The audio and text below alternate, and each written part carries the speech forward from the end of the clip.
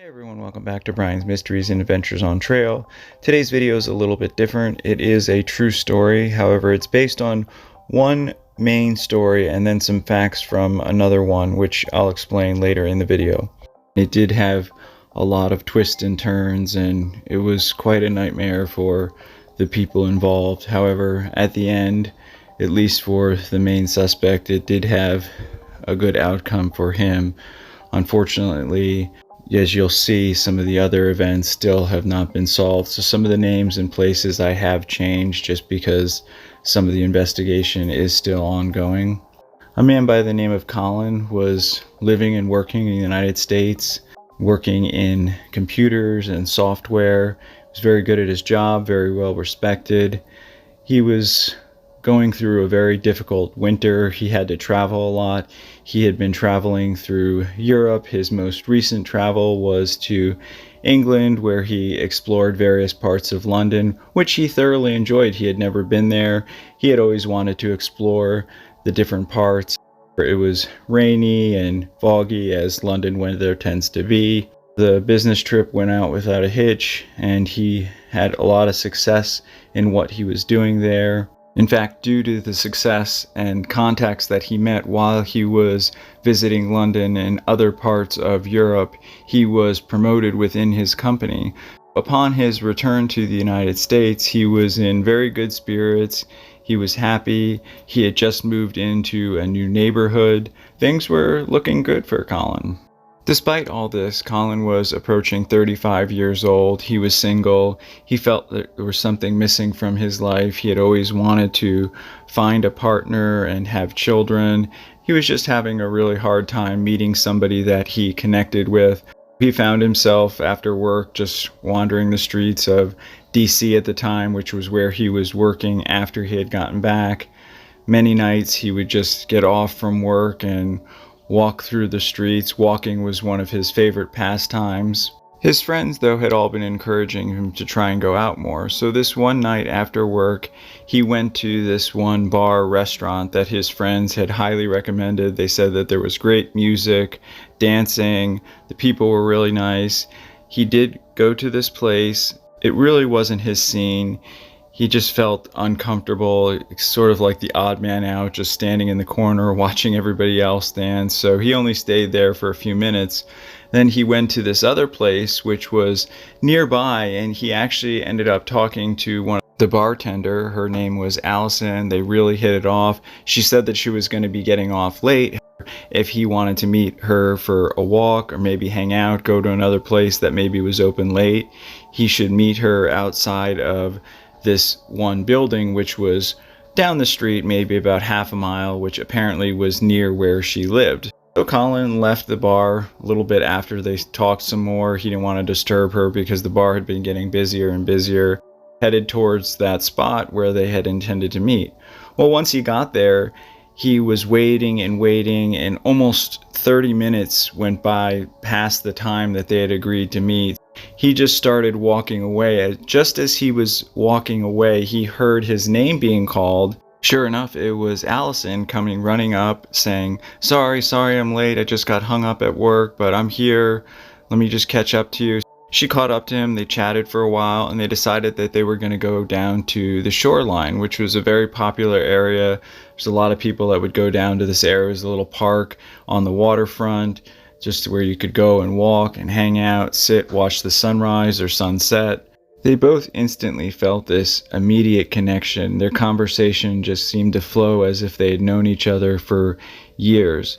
Before they knew it, they had been walking and talking for hours. The sun was starting to come up. Neither of them wanted this to end. They both said that they had such a wonderful time. They definitely were making plans to see one another again. They thought it was so wonderful that they had just arbitrarily met at this bar. She said that she had been working there for years and never met a guy that she liked. Colin was, of course, ecstatic because he had been wanting to meet somebody. After they talked a little bit more, he walked her home, and by this time it was evening time the next day, and it was still cold. This was mid-spring. He wanted to make sure she got home okay. She had left her vehicle at the restaurant, so he drove them back with his vehicle. They went up to the steps. She invited him in, which he went in. They just sat on the couch talking.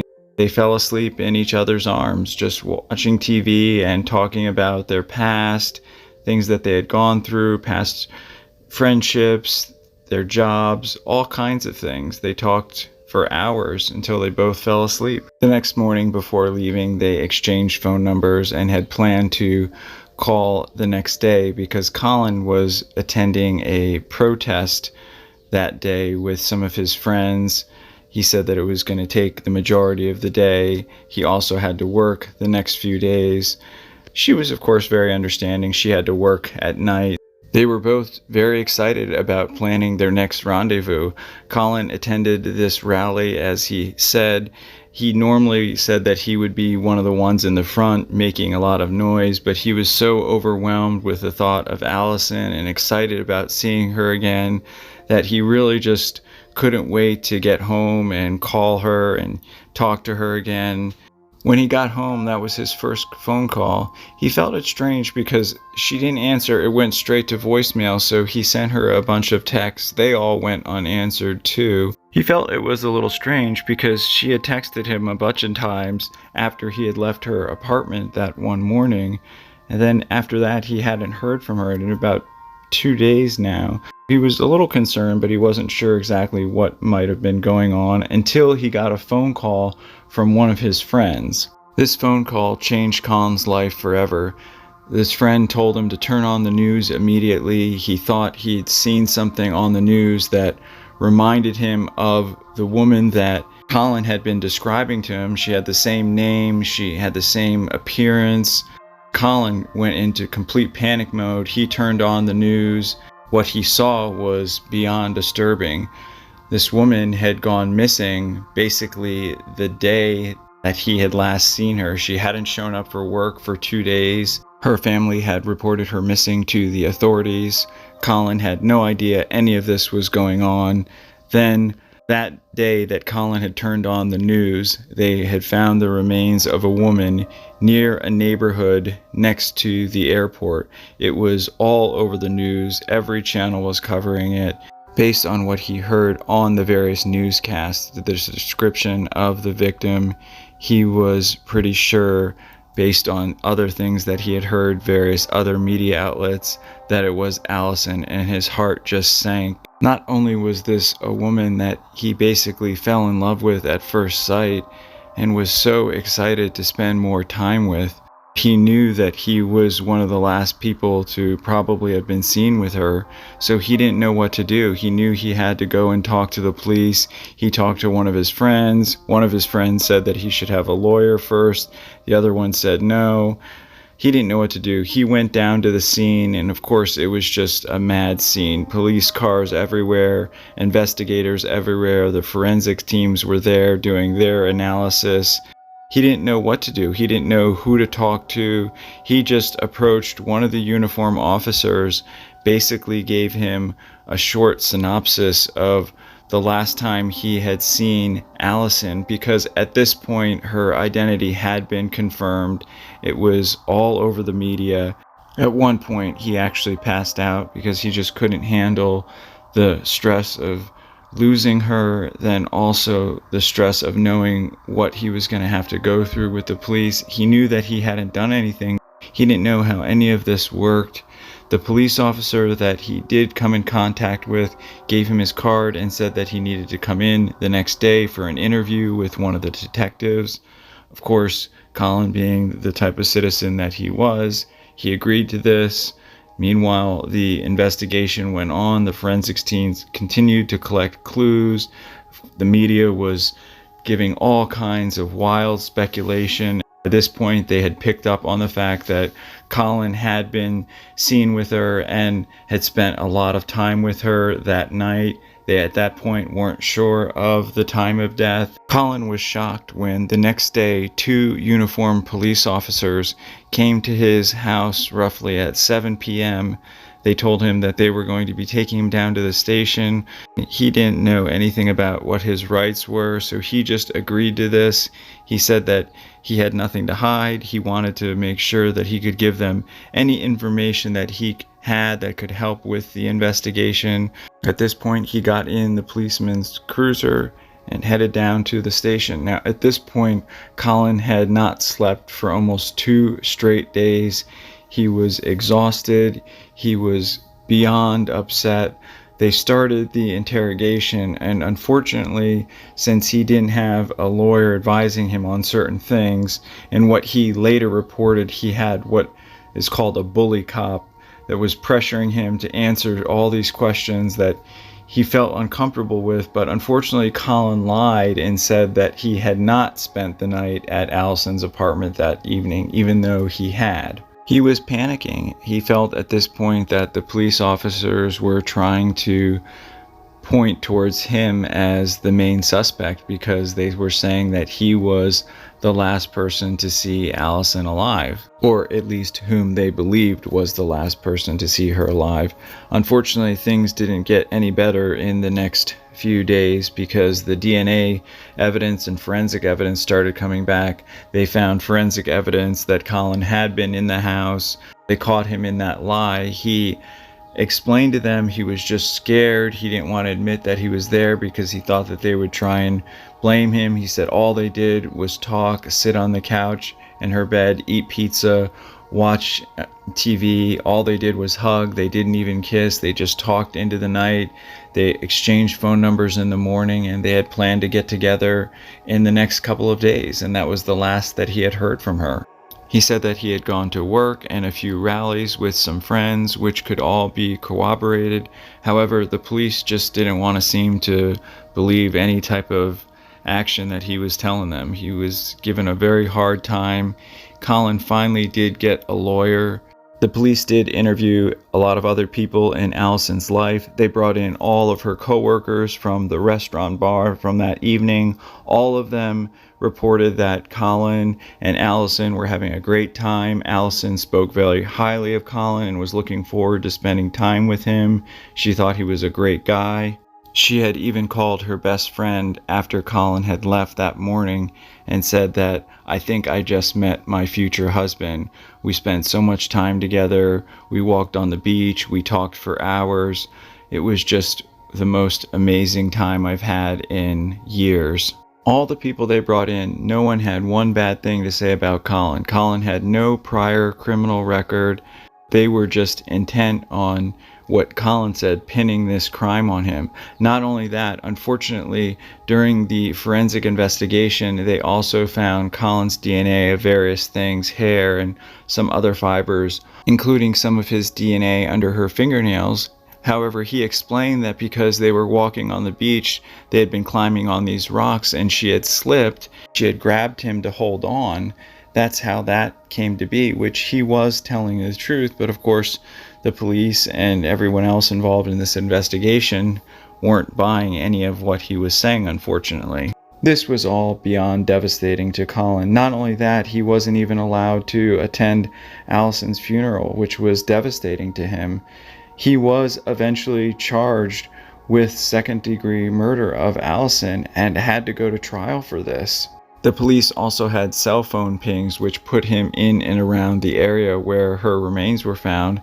However, that could be explained because he only lived a few blocks away. The police were saying, well, that's more of a reason why we believe that he was responsible. Going into trial, the prosecution had a lot of evidence between the DNA evidence, the cell phone pings, the timing. Thankfully, though, for Colin, a big team of very well-known lawyers joined his team pro bono because they saw that a lot of his rights had been violated and things just weren't adding up. They knew that something was not making sense with this case. The prosecution's main theory was that he had met her that night. He had gone back to her place afterwards. She didn't want to become intimate, but he had, so he tried luring her back to his place, and that's when things got out of hand. They said that just in a panic, that's why Colin then went to the rallies and all those other things just so that he would have an alibi. Colin's new team of lawyers were amazing investigators. They started from the beginning. They found all kinds of other information and evidence that the police and other investigators had missed. Other DNA that was found on Allison that wasn't Colin's. They went back and redid all the witness interviews. They talked to anybody that had seen the couple that night. They talked to everybody that had been in the bar restaurant. They tracked down people that even the police hadn't talked to. One of the biggest breaks, though, came from when they found traffic camera footage from in and around the days of that day and then the days following that caught Colin several times in the areas of this traffic camera that put him nowhere near the crime. At this point, the medical examiner had determined the time and cause and manner of death. There was no way that Colin could have been in that area because he was seen on these traffic camera footages and other cameras such as Ring doorbells and various other home security systems that his lawyer teams were able to attain that information. Not only that, the other male DNA that they found on Allison, they submitted to the various databases such as CODIS. They found a match. It was a man that had been recently paroled from prison for many violent crimes. He had only been out for a few months. These crimes were very similar in nature to what happened to Allison. The prosecution's case was basically crumbled at this point. The defense wanted the whole case to be thrown out. They also were heavily criticizing the investigators at the time and the district attorney for prosecuting this case with such limited evidence without thoroughly investigating other leads. Thankfully, Colin was cleared. However, going through such a traumatic incident like that, he said that his life obviously has never been the same. I can't even imagine. He said not only was it horrible losing this wonderful person that he had just met, that he had basically fallen in love with, but knowing that you are innocent of a crime and all these people saying these nasty, horrible things to you, telling you that you did something that you know in your heart and mind that you didn't do, was just the worst thing he's ever been through. Something that had started with one of the best evenings, days, and nights that he had had in over a decade, that he was so happy, and just in an instant turned into a complete nightmare. He does admit that he made mistakes. He shouldn't have lied to the police in the beginning. He was just so scared and he didn't know what to do. He didn't know what was happening. Ultimately, I do believe that they did find the person responsible, or they do have the person in custody. The trial, I'm not sure, has taken place. When I was doing the research, there was so many of these cases. It was unbelievable. So this video is actually the combination of two different cases, one main one, but then also some facts from another case that was almost identical in nature. It's just crazy how an innocent man almost went to jail for this terrible crime that he didn't commit. I want to thank you all for watching. As always, thank you all for all your wonderful support. Special thank you to co.ag for providing the background music. Hopefully I'll see you all in the next one. Take care. Hey everyone, thanks for sticking with me to the end. I know this wasn't a real Bryan's bedtime story type video, so I will be making a new one of those for this weekend. If you guys have any case suggestions or anything that you want me to cover, I'm still trying to get caught up on a lot of cases that I've been researching that I wasn't able to cover in the last few weeks, but I am working hard on getting more content out to you guys, and I really appreciate all your support. As always, I'll have my Venmo, my PayPal, and information in the description, as well as my email. Any donations, $1, $2, $5, $10, $20, it all goes such a long way. You have no idea how much it helps and how much I appreciate all your support. For those of you that haven't subscribed, please consider subscribing. But if you have any questions for me or any thoughts, I'm happy to answer any of your questions or your comments. I really appreciate everybody reaching out, your thoughts and prayers. and telling me your experiences with Lyme disease. It's definitely a horrible disease, and my thoughts and prayers are with any of you that are afflicted with it. Thank you all for all your wonderful and continued support. I really appreciate it. Like I've said it in past few videos, I am accepting calendar picture submissions. I'll have my email address in the description if you'd like to submit a picture of your outdoor adventure, hiking, camping expeditions, and just email it to me and I will consider it for next year's calendar. If you have any questions about gear or upcoming hiking season, please let me know. I'm always here to help. I really appreciate all your comments, your feedback, your support. Like I said about 6 weeks back, I am uploading in 4K now, so if you have any suggestions regarding that, because I am still adjusting to it, it does take a little bit longer, but just let me know how you're enjoying the videos, and if you have any questions or case suggestions. Thank you so much.